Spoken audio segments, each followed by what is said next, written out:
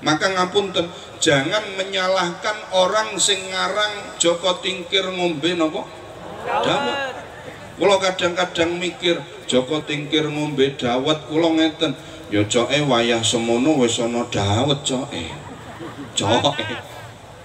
Jangan menyalahkan orang itu, tetapi apa, siapa yang perlu disalahkan? Lo awake dhewe, wong awake dhewe mboten nate nyeritake Joko Tingkir kok, leres napa mboten? Jenengan sebagai tiang Batang nate mboten nyeritake Syekh Maulana Al-Maghribi. Halo.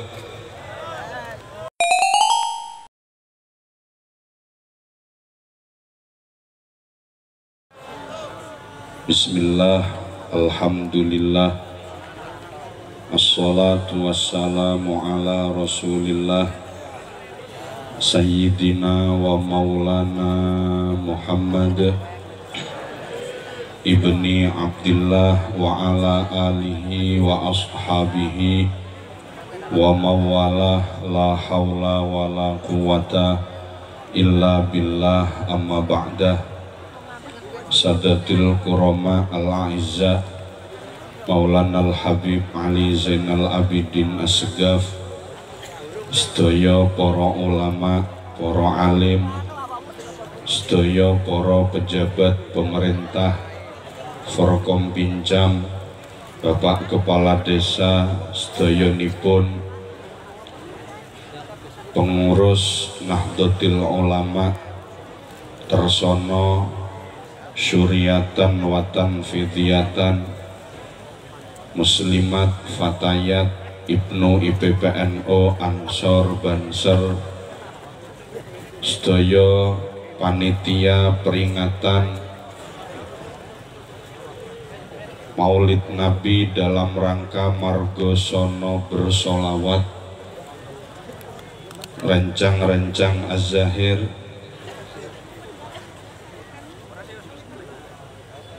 sedaya para hadirin wal hadirat, para jamaah rahimakumullah. Pangapunten kawula pun tigang dinten niki rada meriang. Wau enjing kula priksa nyuwun tulung teng dokter supados mangke sonten pun sehat. Alhamdulillah diparingi vitamin, akhirnya sore pun sehat. Dalu niki saged sowan wonten ngarsa panjenengan sami sesarengan kalian Maulana Al-Habib Ali Zainal Abidin.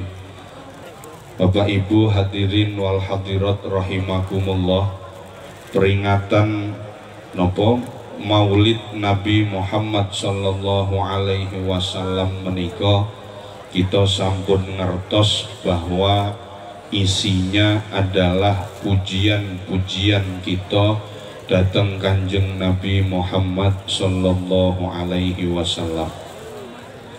Maka tradisi memuji terhadap Kanjeng Nabi Muhammad niki pun wonten awit zaman Kanjeng Nabi tasih gesang.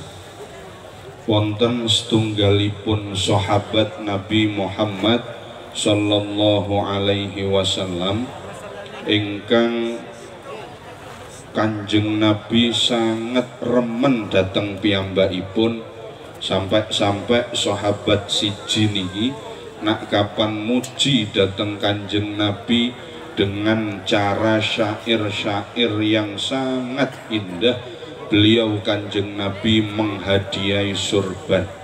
Sinten sahabat niki monggo dicatat, sebab niki jarang diterangake. Sahabat ini namanya adalah sahabat Ka'ab bin Zuhair. Sahabat Ka'ab bin Zuhair. Sahabat Ka'ab bin Zuhair niki tadinya adalah orang kafir Quraisy. Sebelum piyambakipun masuk Islam, Masya Allah, teng pundi-pundi kapan wonten Kanjeng Nabi Muhammad dakwah, beliau niki mesti ndamel syair untuk maido Kanjeng Nabi, untuk mengolok-olok Kanjeng Nabi. Maka satu saat para bapak ibu Ka'ab bin Zuhair menerima hidayah saking Gusti Allah, akhirnya sahabat Ka'ab bin Zuhair masuk Islam dan menjadi salah satu tukang punggung untuk melawan syair-syair dari orang-orang kafir Quraisy. Maka tradisi memuji terhadap Rasul seperti yang sudah kita lakukan bersama beliau Maulana Al-Habib Ali Zainal Abidin dari awal sampai nembe kemawon, ini sudah berlangsung sejak 1449 tahun yang lalu. Penjaga gawangnya adalah sahabat Ka'ab bin Zuhair. Akhiripun tradisi puji-pujian terhadap Kanjeng Nabi Muhammad menjadi turun-temurun.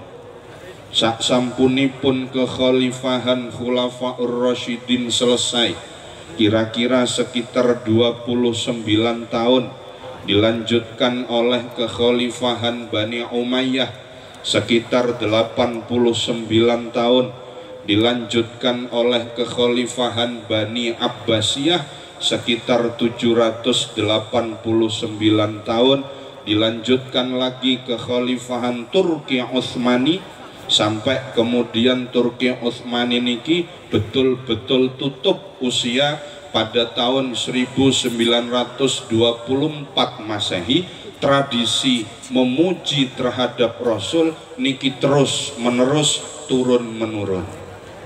Yang membesarkan pertama kali, yang memerintahkan orang-orang Madinah, yang memerintahkan orang-orang Mekah untuk mengadakan maulid, membacakan sejarah tentang Kanjeng Nabi Muhammad adalah istri dari Khalifah Al-Mahdi bin Mansur Al-Abbasi, yaitu khalifah yang ketiga dari Khalifah Bani Abbasiyah. Nama istrinya adalah Khayzuron. Rada angel benten nak tiang margosono menika arane Turmini, Tukiyem dan lain sebagainya. Mergo niki para bapak ibu, abad ke-7 Masehi arane Khayzuron. Khayzuron ini adalah perempuan yang istimewa.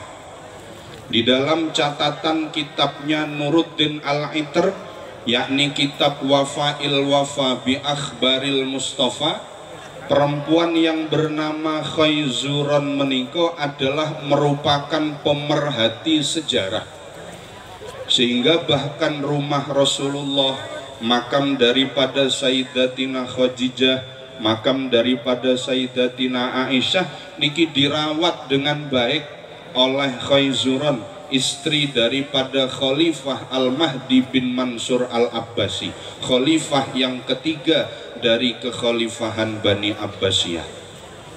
Maka beliau niki memerintahkan kepada kedua putranya, keleresan kedua putranya menjadi khalifah. Yang pertama adalah Khalifah Al-Hadi Al-Abbasi, yang kedua adalah Khalifah Harun Ar-Rasyid. Nah, awake dhewe nak Harun Ar-Rasyid niki sering mireng, mung boten ngertos anake sapa, keturunane sapa, apa anake raja, apa anake wong biasa. Harun Ar-Rasyid adalah khalifah dari Bani Abbasiyah, ibunya namanya Khayzuron. Maka ketika ibu daripada dua khalifah ini berkunjung ke Madinah, berkunjung ke Mekah, karena pada waktu itu pemerintahan Bani Abbasiyah ini ada di Baghdad. Pemerintahan Bani Abbasiyah dari Bani Abbasiyah pertama, kedua, ketiga semua ada di Baghdad. Lajeng sak mangke sak sampunipun Khalifah Harun Ar-Rasyid pindah teng Mesir. Selama beliau berada pemerintahannya di Baghdad, ketika beliau niku teng Madinah, ketika beliau berkunjung ke Mekah, beliau mengatakan, ayo penduduk Madinah, adakan maulid, ceritakan tentang nabimu, puji nabimu. Ketika berangkat ke Mekah, ayo puji nabimu, terangkan tentang sejarah nabimu. Niki adalah Khayzuron. Niki dicatat Bapak Ibu hadirin wal hadirat, longkon niki sing nerangke saestu. Kula mikir 3 dina kok.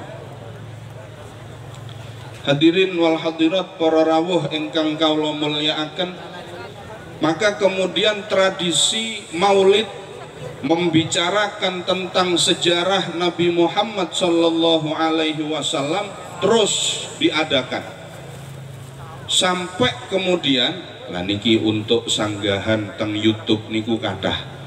Teng YouTube niku kathah yang menjelaskan bahwa maulid adalah tradisi dari dinasti Fatimiyah yang berdiri sekitar abad ke-9. Padahal mboten. Khaizuron sing kula critakake wau dari Bani Abbasiyah itu sudah ada sebelum dinasti Fatimiyah. Dinasti Fatimiyah niku abad ke-9, Khaizuron abad ke-7. Berarti selisih pinten tahun 700, 800, 900, hampir 300 tahun. Teng YouTube niku kathah yang menjelaskan bahwa maulid adalah tradisinya orang-orang dinasti Fatimiyah, di mana dinasti Fatimiyah ini mazhabnya, manhajnya adalah Syiah. Sehingga nak kapan awak dewe tradisi maulid diarani tradisinya Syiah, maka awak dewe wong NU niki dianggap meh podo karo Syiah. Tidak salah, itu teorinya salah. Mocone kurang jeru, cara ngopi ngopine kurang kental. Dolane kurang adoh nak cara Gus Miftah. Ndak, 200 tahun sebelum berdiri dinasti Fatimiyah, maulid sudah digaungkan oleh perempuan namanya Khaizurah. Pun bahkan para bapak ibu ngapunten, ada orang yang berceramah bahwa maulid itu pertama kali disampaikan oleh Salahuddin Al-Ayyubi. Salahuddin Al-Ayyubi ini sekitar abad ke-12. Niki kurang pas malih niki. Bukan Salahuddin Al-Ayyubi yang membesarkan. Yang membesarkan sampai nyembelih 5.000 kambing dan 10.000 ayam. Niki ndalu niki kira-kira nyembelih ayam pinten niki? Ngantos 10.000 napa mboten niki? Ada seorang sultan dari Irbil di tanah utara Irak, para bapak ibu, namanya Sultan Mudhaffaruddin Al-Kukburi, abad ke-12, ipar daripada Salahuddin Al-Ayyubi. Nah niki sing gedheke maulid. Kalau yang memprakarsai maulid adalah Khaizuran, yang membesarkan adalah Sultan Mudhaffaruddin Al-Kukburi, abad ke-12, para rawuh hadirin wal hadirat. Duniki karena menjadi tradisi. Jadi kapan wonten tiyang sing nganggep bahwa tradisi maulid adalah tradisi dinasti Fatimiyah, dinasti Fatimiyah ini berdiri pada abad ke-9 Masehi, salah teori itu. Yang benar adalah yang memprakarsai maulid sudah ada 300 tahun sebelum dinasti Fatimiyah, namanya perempuan Khaizuran, istri daripada Khalifah Al-Mahdi bin Mansur Al-Abbasi. Sampai kemudian pada abad ke-12 digedhek ke sisa, nyembelih 5.000 wedhus, 5.000 kambing. Bahkan kula mireng teng kitab, maca teng kitabnya Imam Jalaluddin As-Suyuti, nyembelih jaran niku sampai 1.000 kuda. Ada 1.000 kuda yang disembelih, 10.000 ayam yang disembelih, dan mungkin jajanan-jajanan niku lebih dari sekian ribu jajan untuk membesarkan maulid Nabi Muhammad sallallahu alaihi wa alihi wasallam. Tradisi niku terus sampai kepada kekhalifahan Turki Utsmani, sampai kemudian masuk ke Nusantara. Bapak Ibu hadirin wal hadirat rahimakumullah, Islam masuk teng Nusantara niku menurut beberapa penelitian pun wonten awet zaman tahun abad ke-7 Masehi. Bahkan wonten yang mengatakan 100 tahun setelah Kanjeng Nabi hijrah niku pun wonten sahabat yang hijrah yang mampir teng Nusantara. Tetapi wonten niku buktine bahwa Islam pun masuk teng tanah Jawa menika pada abad ke-10 Masehi. Ada namanya Fatimah binti Maimun yang dimakamkan di Leran, Gresik, Jawa Timur. Niki usianya sudah 10 abad. Jadi kalau dari sekarang niku sekitar 1100 tahun yang lalu. Niki pun wonten Islam teng tanah Jawa. Tiang estri teng daerah Leran, Gresik, asmonipun Dewi Fatimah binti Maimun. Niku abad ke-10. Abad ke-12 teng Kediri.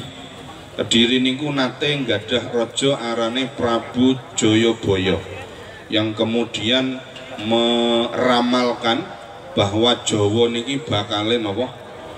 Bakale tenggelam, wonten sing sanjang bakale pecah dan lain sebagainya.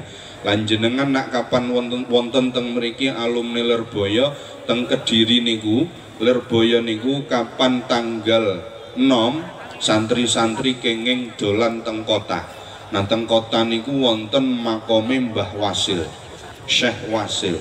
Syekh Wasil itu asli dari Persia, diundang oleh Prabu Jayabaya teng Kediri untuk nopo. Prabu Jayabaya niki ingin belajar tentang perbintangan, bahkan tentang ramalan-ramalan yang diucapkan oleh Prabu Jayabaya niki sudah atas persetujuan daripada Syekh Wasil. Ini abad ke-12. Istimewa Jawa niki. Wonten malih para rawuh hadirin wal hadirat Syekh Jumadil Kubro. Niki sing kula ceritake niki ulama-ulama yang datang ke tanah Jawa sebelum Wali Songo. Karena Wali Songo niku para bapak ibu adalah satu wadah dakwah. Wali Songo itu adalah satu wadah dakwah. Mereka mendakwahkan Islam pada abad ke-14. Kulo cerita Fatimah binti Maimun niku abad ke-10, Syekh Wasil abad ke-12. Jadi para bapak ibu 400 tahun sebelum Wali Songo menerangkan, menyebarkan agama Islam teng tanah Jawa niki pun wonten wali-wali yang luar biasa. Termasuk yang ketiga, nak kapan sing pertama Dewi Fatimah binti Maimun, yang kedua wonten Syekh Wasil, wonten malih Syekh Jumadil Kubro. Niki wonten makomipun wonten teng daerah Mojokerto. Niki sing masyhur teng mriku, meskipun teng Semarang niki nggih wonten teng sebelah Lirboyo niki. Lah wonten teng mriku makam Syekh Jumadil Kubro. Wonten malih teng Karawang menika adalah Syekh Hasanuddin Kuro. Niku teng Karawang niku abad ke-13. Maka sebelum Wali Songo mendakwahkan agama Islam teng tanah Jawa, maka tanah Jawa sudah kemasukan wali-wali yang luar biasa. Termasukipun petilasan yang ada di Gunung Tidar, yakni petilasannya Syekh Subakir. Beliau adalah Wali Songo generasi pertama yang berasal dari tanah Syria. Beliau ditunjuk ke tanah Jawa dari seorang raja bersama dengan 200.000 pasukan. Sampeyan mirengke, Syekh Subakir ke tanah Jawa itu bersama dengan 200.000 pasukan, 200.000 pasukan untuk menaklukkan memedi sing wonten teng tanah napa Jawa. 200.000 pasukan niki para bapak ibu yang dibawa oleh Syekh Subakir tidak berusia lama. Hanya dalam beberapa bulan pun kantun 20.000 wong. 200.000 dikurangi 20 wong, 20.000 wong niku terus sisane teng pundi? Dipangan karo mak lampir. Lho saestu. Mak lampir itu bapak ibu namanya memang fiksi. Tetapi ketika itu zaman Sunan Kudus abad ke-15, rajanya namanya Raden Fatah. Lho niki zaman mirengke niki. Rajanya namanya Raden Fatah niku abad ke-15. Raden Fatah niku lahir tahun 1480 sekian. Jadi hampir masuk abad ke-15. Kerajaan Demak berdiri pertama niku abad 14 akhir. Nah, beliau niku para bapak ibu sezaman dengan Sunan Kudus, sezaman dengan Sunan Kalijogo. Sakderenge niku adalah Syekh Subakir niku wau. Syekh Subakir niki adalah merupakan wali songo generasi pertama bersama Syekh Maulana Malik Ibrahim. Nah niki para rawuh hadirin wal hadirat. Sak mangke Syekh Maulana Malik Ibrahim Syekh Subakir pun kapundhut, diganti kemudian Raden Rahmat atau yang disebut dengan Sunan Ampel. Sunan Ampel nggadah putra Sunan Bonang, Sunan Bonang nggadah murid namanya Sunan Kalijogo. Nak teng mriki katahe Sunan Jogo Kali, kalih beto pancing. Nah, niku arane Sunan Jogo. Wonten napa mboten? Rawuh mboten tiyange. Teng panggung niku. Sallallahu alaihi Nabi Muhammad. Sunan Kalijogo nggadah murid arane Joko sinten? Nah Tingkir niku. Joko Tingkir niki para rawuh hadirin wal hadirat adalah satu dari putra seorang bupati yang dianggap ingin memberontak oleh Sultan Trenggono Demak Bintoro. Maka bapaknya Joko Tingkir itu kemudian dibunuh karena dianggap akan memberontak. Tetapi Joko Tingkir ini tidak punya dendam sama sekali kepada Sultan Trenggono. Bahkan beliau niku belajar kepada Sunan Kalijogo dan akhirnya mengabdi kepada Sultan Trenggono. Sultan Trenggono ini adalah putranya Raden Patiunus. Raden Patiunus adalah putranya Raden Fatah. Jadi Sultan Trenggono niki adalah cucu daripada adalah cucu putra daripada Raden Fatah yang melanjutkan kerajaan Demak niku. Tetapi kemudian nalika Sultan Trenggono niki mau wafat, niki gejolak di mana-mana.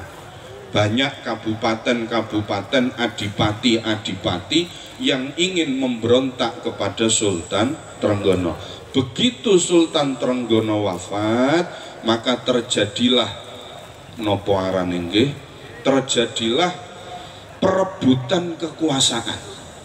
Terjadilah perebutan kekuasaan. Maka teng mriku akhirnya wonten pembunuhan-pembunuhan. Terakhir yang terbunuh adalah Arya Penangsang. Yang membunuh Arya Penangsang adalah bukan Joko Tingkir secara langsung. Joko Tingkir niki nyuwun tulung kepada orang, siapa yang mampu membunuh sinten arane wau Arya Penangsang akan diberi tanah teng alas Mentaok kalih teng Pati. Maka wonten tiyang kalih sing akhirnya berhasil membunuh Arya Penangsang, namanya Ki Ageng Panahan, yang kemudian diberikan alas Mentaok. Alas Mentaok niku kemudian jadi Mataram Islam. Ki Ageng Panahan, lajeng Sutawijaya, larene Sutawijaya, baru kemudian Sultan Agung. Abad kepinten Sultan Agung? Abad ke-16. Jadi para bapak ibu, Sultan Agung kalih Wali Songo niki selisihnya jauh. Kalau Wali Songo niku abad ke-14, awak dewe nggadah kerajaan Islam, punya kerajaan itu dari awal abad 15 sampai ke-16. Iki para rawuh sampai sakniki. Sultan Agung niki kemudian wafat, digantikan putranya Amengkurat I, Amengkurat II, Amengkurat III. Nah Amengkurat III niki kathah kecocokan kalih VOC kalih Londo, akhirnya pecah. Terjadilah perjanjian Giyanti abad ke-17, maka kemudian Mataram pecah jadi dua, ada Kasunanan Surakarta, wonten Kasultanan Yogyakarta. Jakarta yang akhirnya rajanya disebut dengan Hamengkubuwono. Hamengkubuwono 1, 2, 3, 4, 5, 6, 7, 8 sakniki yang 10 niki para rawuh hadirin wal hadirat. Lah kapan awake dhewe niki belajar maulid? Bapak Ibu hadirin wal hadirat teng mriki nak malam Jumat maulid sing diwaca Barzanji napa tiba? Napa Simtuddura? Bapak Ibu tiba niku abad ke-16. 400 tahun dari sekarang. Jadi tiba niku pun biyen pun kuno. Mpun biyen pun kuno. Mula kula panjenengan sami belajar lagu tiba mahalul qiyam ya Nabi salam alaika ya Rasul salam alaika niku pun mulai abad ke-16. Bahkan sebelum itu tiba belum muncul, peringatan maulid di zaman Raden Fatah sudah diadakan, namanya sekatenan. Kenapa disebut sekatenan? Sebetulnya berasal dari kata syahadatain. Cuma mergo tiang-tiang zaman semonten tasih dereng wonten TPQ, Pak ngomong syahadatan boten saged dadine sekaten. Maka setiap kali peringatan Maulid Nabi masuk bulan Rabiul Awal, sebelum tanggal 12 Rabiul Awal, sedaya para kiai-kiai yang tersebar di beberapa kabupaten di bawah kepemimpinan Sultan Raden Fatah diundang ke Demak Bintoro untuk nopo niku ngafalke Quran, khataman Quran. Begitu tanggal 12 Rabiul Awal maka ada yang namanya sekatenan, selamatan geden-gedenan. Sehingga para rawuh hadirin wal hadirat rahimakumullah, tradisi sekatenan niku mudhun turun menurun ke Pati Yunus, turun lagi ke Sultan Trenggono. Sultan Trenggono nggadah mantu arane Joko Tingkir, niku mantune Sultan Trenggono. Sekatenan niki terus sampai kepada Mataram baru, yakni Sultan Agung, sekatenan jalan terus sampai kemudian tahun 1622 Sultan Agung niki mengutus seorang yang namanya Mandurorejo. Mandurorejo niki yang kemudian menguasai wilayah Pekalongan Batang. Mbah Mandurorejo. Mandurorejo niki yang pertama kali sing nguasai tanah Batang kalih Pekalongan niki. Sakderenge niku arane Mbah Baureksa untuk mbabat tanah teng daerah Batang Pekalongan niki.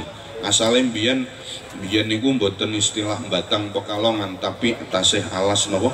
Roban. Alas Roban niki Masya Allah jine kathah, sing arane mak lampire napa kathah. Maka Sultan Agung mengutus Mbah Baureksa untuk menghempaskan mereka semua. Kalah, begitu menang Mbah Baureksa, maka kemudian diutus Mbah Mandurorejo sing sakniki makome nak mboten keliru napa teng Kaliwung napa teng Kendal. Maka Batang kalih Pekalongan niki sebetulnya usianya sama, hampir 400 tahunan.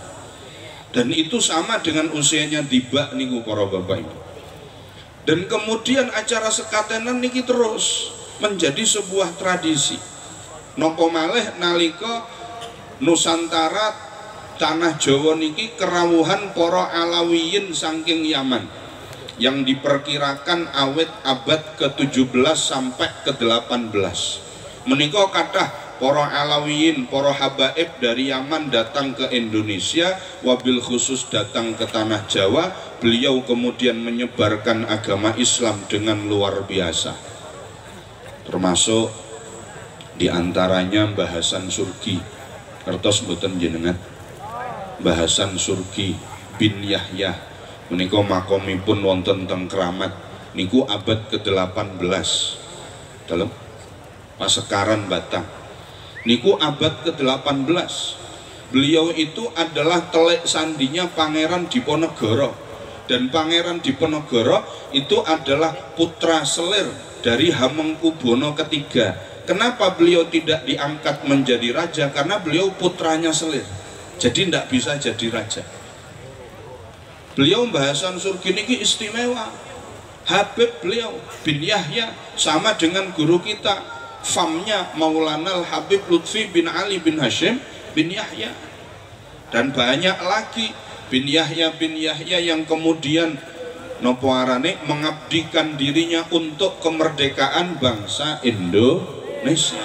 Banyak dari beliau lah niki para rawuh hadirin wal hadirat, termasuk dari jad beliau, dari kakak beliau Habib Abu Bakar di Gresik, kemudian turun kepada beliau Maulana Al Habib Ali Zainal Abidin Asgaf, wonten malih Habib Syekh Asgaf dan lain sebagainya. Awake dhewe mengenal Maulidin Nabi Muhammad sallallahu alaihi wa alihi wasallam. Jadi nak diruntut para bapak ibu ke atas, peringatan Maulidin Nabi ini bukan bid'ah, bukan bid'atul dolalah, tetapi adalah bid'atul hasanah. Bahkan kanjeng Nabi ketika dipuji oleh sahabat Ka'ab bin Zuhair, beliau senang, beliau gembira, bahkan sampai sahabat Ka'ab bin Zuhair diparingi sorban oleh beliau saking senenge. Mula panjenengan jangan sesekali berhenti untuk memuji terhadap Rasulullah sallallahu alaihi wa alihi wasallam. Lho niki awak dhewe wong Batang niki ngapunten aja nganti kepaten obor. Beliau Syekh Maulana Syekh Maulana Al-Maghribi niku abad keberapa? Syekh Maulana Al-Maghribi yang makamnya ada di Wonobodro niku abad ke-14. Beliau bersama dengan Syekh Maulana Malik Ibrahim, bersama dengan Syekh Subakir, bersama dengan Syekh Maulana Ishak menyebarkan agama abad ke-14. Sampai bayangkan, dari sekarang selisihnya sekitar 800 tahun para bapak ibu. Belum ada Innova, belum ada Pajero, beliau jauh dari mana? Syekh Maulana Al-Maghribi itu dari Afrika, kalau naik pesawat 21 jam. Dari Maroko, Afrika 21 jam. Pada waktu itu dereng wonten pesawat, ngageme nopo kapal, dan alat yang dipakai adalah masih layar. Ngoten niku dari Maroko jauh-jauh datang ke tanah Jawa, cemantel wonten teng Wonobodro, sedo teng Wonobodro. Untuk siapa? Panjenengan tiang-tiang Batang. Subhanallah, luar biasa. Lho niki para rawuh. Mula ngapunten, awake dhewe belajar sejarah niku penting. Maka ngapunten, jangan menyalahkan orang sing ngarang Joko Tingkir ngombe napa? Dawet. Kula kadang-kadang mikir, Joko Tingkir ngombe dawet, kula ngeten, ya coke wayah semono wis ana dawet coke. Coke. Jangan menyalahkan orang itu, tetapi apa, siapa yang perlu disalahkan? Lo awake dhewe, wong awake dhewe mboten nate nyeritake Joko Tingkir kok. Leres napa mboten? Jenengan sebagai tiang Batang nate mboten nyeritake Syekh Maulana Al-Maghribi? Halo. Lho nggih, Pak. Jadi kenapa kita itu sekarang tidak tahu tentang sejarah para pendahulu kita? Kenapa? Lawang tuane dhewe ra ngerti kok. Mula pantes mawon bocah-bocah nalika wonten nyanyian Joko Tingkir ngombe dawet do meneng do joget-joget, ra ngerti sejarah. Sing salah sapa? Ya sing salah awake dhewe, wong mboten nate wonten sejarah kok. Malah sekarang pelajaran sejarah 1 minggu di sekolah itu hanya 1 jam. 1 jam pun itu hanya 45 menit. Iya, itu kalau gurunya datangnya tepat waktu. Wong kantor karo kelas jaraknya adoh kok. Kadang-kadang ngajari mung 30 menit ngoten, ditambah gurune wis tuwa. Mulangi sejarah persis kaya fosil. Makanya para rawuh hadirin wal hadirat ngapunten, Bawang Limpung Tersono niki ngapunten adalah satu daerah yang dulu di zaman Mataram kuno sudah dicatat sekitar abad ke-7 Masehi. Itu ada Mataram kuno. Mataram kuno niku nggih sing sakniki Mataram baru Islam niku mbiyen Mataram kuno. Di daerah Bawang niki kan wonten napa arane? Wonten candi. Leres napa mboten? Di Bawang ada candi, di Pekalongan ada candi. Pusatnya di mana? Di Dieng para bapak ibu, namanya Candi Arjuna. Lah ditarik dari sini, dari Tersono, dari Bawang, dari Limpung, ditarik niki teng Boja. Teng Boja niki wonten napa arane candi, ditarik nginggile malih niku wonten Gedhong Sanga teng mriku pusate. Dadi Bawang, Limpung, Tresana, Boja, kemudian Gedhong Sanga, Pekalongan, Dieng niki masih satu napa arane? Satu jalan Mataram kuno, rajane arane Sailendra. Dulu di abad ke-7 Masehi tahun 700-an tanah Jawa niki baru punya 3 pelabuhan. Satu niku wonten teng Celong, ngertos Celong mboten?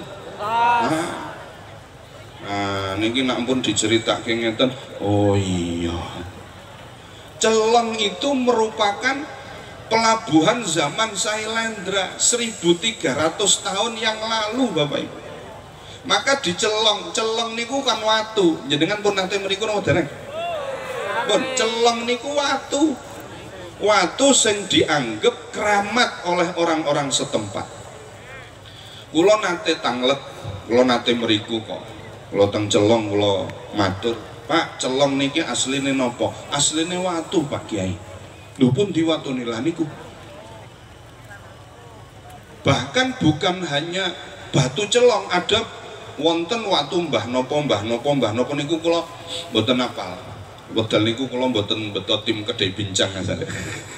Kula piyambakan mriku kalih anak bojo. Wedal semonten kula nono ngujo saking griya pengen ngerti Celong. Jadi Celong itu batu yang dianggap keramat karena dulunya batu ini pernah menyelamatkan satu kompi ketika dikejar oleh Belanda. Ndelik niku teng wingkinge watu Celong niku mboten ketinggalan, padahal sak kompi niku tiange kathah. Niki Celong. Jadi teng Batang niku pelabuhan 1300 tahun yang lalu niku Celong. Nak teng Pekalongan teng pundi? Teng Ndoro. Jadi Ndoro niku ngertos Ndoro mboten jenengan? Nate teng Ndoro. Ndoro niku para bapak ibu dulu adalah pesisir. Lah nak Ndoro pesisir moyontaan napa? Laut. Bahkan ketika Panglima Cheng Ho lah niki. Panglima Cheng Ho niku abad ke-12. Abad ke-12 niku Pekalongan kalih Batang niki jek sepi menungso. Jek sepi napa? Menungso. Napa malih 1300 tahun yang lalu jek sepi menungso. Pernah ditemukan nggih satu piring Cina. Jadi piring niku peninggalan Cina. Jenengan nak teng makame Syekh Syarif Hidayatullah Sunan Gunung Jati niku teng tembok-tembok niku kan kathah napa arane piring-piring ornamen-ornamen dari Cina. Lah teng pasar Banyurip. Nah niki teng pasar napa? Banyurip. Ketika Panglima Cheng Ho mendarat di Pekalongan niku teng pasar Banyurip abad ke-12. Bahkan abad ke-11 niku Marco Polo pernah datang ke tanah Jawa. Niki nak belajar sejarah niki para bapak ibu. Marco Polo itu bukan cerita cerita napa arane, bukan cerita dongeng niku temenanan wonten. Marco Polo itu dari Eropa. Itu yang mencatat para bapak ibu, para wali songo, para generasi sadurunge wali songo kados Mbah Wasil, Mbah sinten. Dadi Ndoro niku mbiyen niku pesisir. Selisih 100 tahun, selisih 200 tahun dari abad ke-7 sampai abad ke-12 niku laut niku pun teng Banyurip. Ada yang namanya peristiwa sedimentasi. Sedimentasi niku akibat efek alami bumi di mana kemudian air itu mengalami penyusutan dan pengerasan. Nah niki para rawuh hadirin wal hadirat para jamaah rahimakumullah. Oleh karena itulah ngapunten, awak dhewe niki sebagai generasi bangsa ampun ngantos awak dhewe mboten ngertos sejarahe awake dhewe. Saestu. Ngapunten para bapak ibu, panjenengan kenging ziarah teng makam Wali Songo. Tapi ojo nganti ora tahu ziarah nang makam wong tuane dhewe. Wonten tiyang sampai urunan 1.500.000 mung pengen ngerti ziarah nang Bali. Tapi tenger makam wong tuane dhewe pecah ora tau didandani. Wonten napa mboten? Wonten. Wonten napa mboten? Kok mulai ket wau kathah terus niku pripun? ora kelingan. Aja nganti ra kelingan. Niki kula cerita malih niki, ngapunten sekedhik. Maulana Habib Lutfi bin Ali bin Hashim bin Yahya menjadi pimpinan thariqah sedunia bukan tanpa alasan. Kula selama nderek ke beliau, masya Allah, beliau itu membangun dengan sedemikian rupa indahnya makam mbah-mbahnya, makam kakek-kakeknya. Al Habib Abu Bakar bin Yahya wonten teng Kayung Geritan, makam romonipun piyambak Habib Hashim, Habib Ali, kemudian makam Habib Hashim, kemudian makam sing teng Semarang Mbah sinten arane Habib Hasan utawa yang disebut dengan Mbah Singo Barong. Teng Semarang mawon wonten 3 niku dicungkup dengan sedemikian rupa. Dereng malih Habib sinten arane Sohib Rotibul Kubro di Ciledug, Habib Hasan di Ciledug. Niku dibangun sedemikian rupa.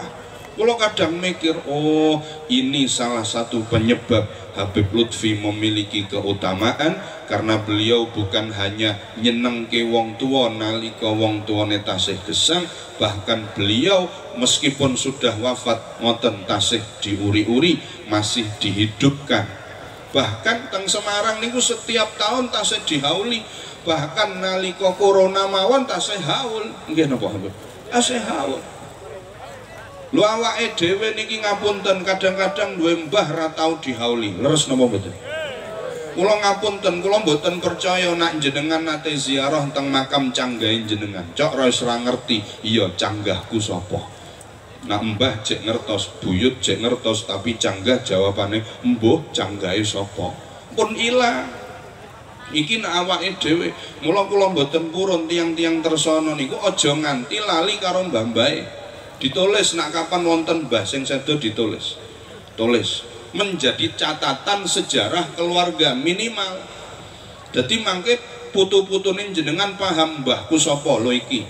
Sapa maneh iki. Lah makome sebelah ndi? Kene. Cetha. Aja kok nganti mbah makome mbah nang ndi? Mbuh mbiyen nang kene. Lah saiki mbuh mlaku dhewe cok wis pindah lho. Niki para rawuh hadirin wal hadirat. Mula panjenengan aja nganti mboten ngerti sejarah. Makaten napa ingkang saged kula aturaken, nyun pangapunten ingkang sak kathah-kathahipun. Mugi-mugi sejarah tentang napa niki tentang Maulid, bahwa Maulid bukan dari dinasti Fatimiyah, tapi itu sudah ada sejak dulu, bahkan sudah ada sejak zaman Rasul, saged membuka pikiran kita. Dan kita harus bangga dengan Maulid, karena Maulid ini adalah kebiasaannya para wali songo. Amin Allahumma. Makaten sang kula nyuwun pangapunten, bokonge inul dicokot ula, cekap semanten atur kaula.